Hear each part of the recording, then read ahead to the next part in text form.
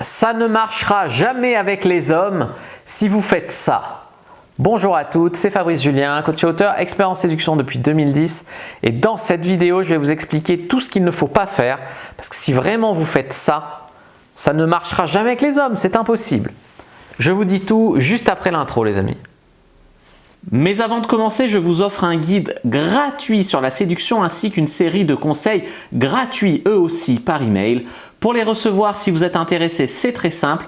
Cliquez sur le premier lien dans la description de la vidéo. Si vous êtes motivé, vous le trouverez. Abonnez-vous et activez la cloche parce que si vous ne le faites pas, YouTube ne vous préviendra pas à la sortie des prochaines vidéos et vous allez rater des pépites.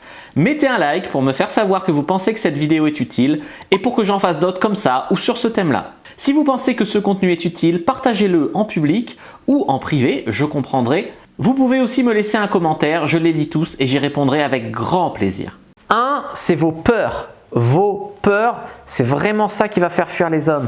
Les femmes qui sont là, ouais, les hommes morts de faim, pervers manipulateurs, cassez-vous, j'ai assez donné, je me suis trop fait avoir, ça arrivera plus jamais. Tout ce qui est méfiance, peur, mise en garde, etc.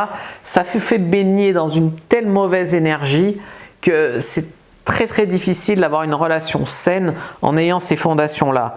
Donc en plus, on attire ce que l'on craint.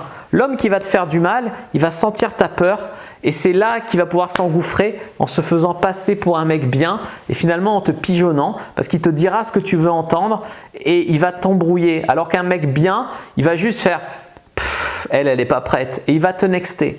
Donc attention, on attire ce que l'on craint. La méfiance, la peur, etc., ça n'attire pas du bon.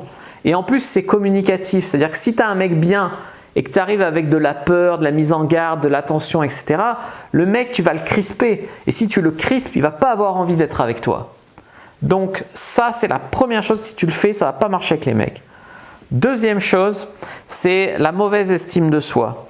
Je vois des femmes très bien en coaching des fois qui ont pourtant une mauvaise estime d'elles-mêmes. Alors ça peut être leur histoire, ça peut être leurs échecs amoureux, ça peut être des traumas qu'elles ont eu dans leur enfance, ça peut être le fait que la société c'est aussi difficile pour les femmes, c'est difficile aussi pour les hommes, on s'en rend pas compte mais c'est difficile aussi pour les femmes. Et du coup il y a beaucoup de femmes qui sont très bien et qui ont une mauvaise estime d'elles-mêmes. Il y a d'ailleurs des femmes qui sont vraiment pas terribles et qui ont une grosse estime d'elles-mêmes. Et c'est ça qui est marrant, c'est à quel point l'estime de soi n'est pas corrélée à la valeur réelle. Et pour autant, la valeur, on va dire, que tu dégages, c'est pas que la valeur que les gens voient, c'est pas que la valeur que tu penses que tu as, c'est vraiment la valeur des deux, quoi. C'est un mélange des deux. Donc si tu as une mauvaise estime de toi, tu vas avoir tendance à attirer des hommes qui vont se faire les pieds sur le paillasson. Parce que tu as une mauvaise estime de soi, ils vont te traiter comme une merde parce que tu penses toi-même que tu es une merde. En gros, si tu n'as pas confiance en toi, pourquoi eux ils croiraient en toi ? Tu paraîtras toujours moins belle, moins intéressante, moins bonne pour un couple, tu peux être une femme jolie, médecin, bonne cuisinière, toutes les valeurs parfaites de la femme. Si tu es là en pensant que tu es une merde, le mec il va dire ok, elle a tout pour elle, mais elle se porte pas en bonne estime, elle est là à me supplier, c'est pas cohérent avec ce que je vois, le mec va se méfier, tu vois. Donc ça ne veut pas dire qu'il faut t'exagérer, mais ça veut dire que il faut avoir une estime de soi correcte. En 3, les amis, le problème c'est qu'il y a beaucoup de femmes qui veulent être ce qu'elles ne sont pas.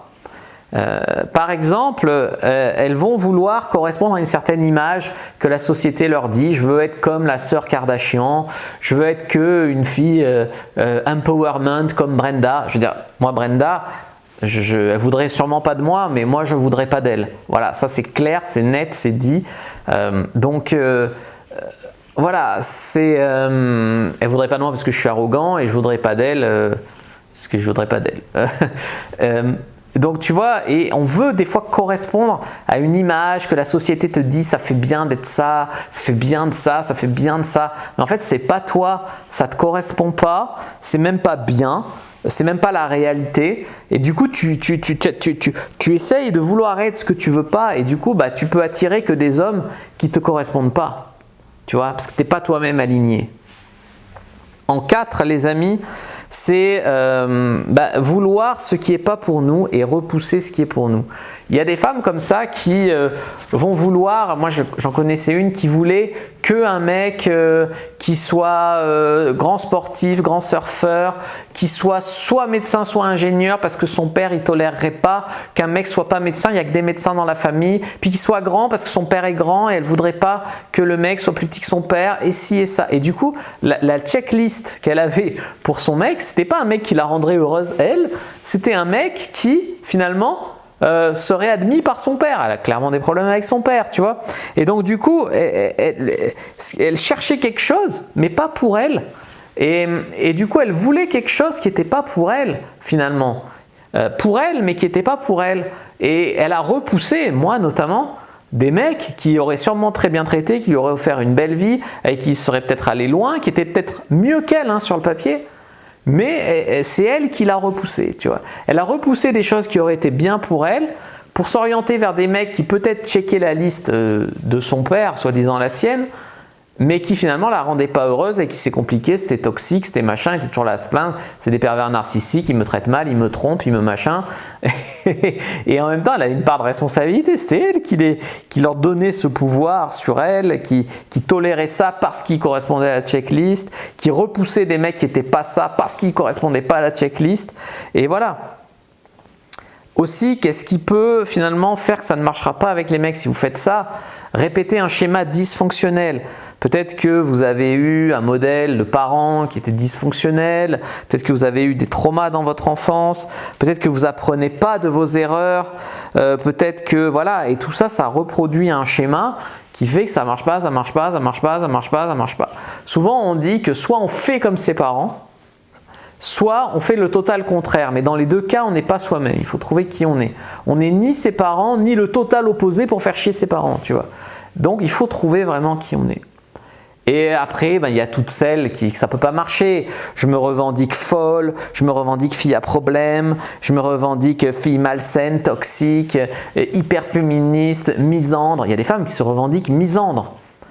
Allô, allô, comme dirait Nabila, allô, ton shampoing il est où? Tu te revendiques misandre. À quelle heure ça peut marcher avec les mecs? Enfin voilà quoi. C'est des choses à réaliser. Alors si vous êtes concerné, ça fait mal.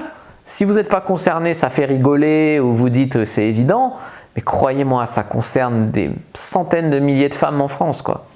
Voilà les amis, ce que je voulais vous dire. N'hésitez pas à relayer cette vidéo si vous connaissez quelqu'un qui est concerné.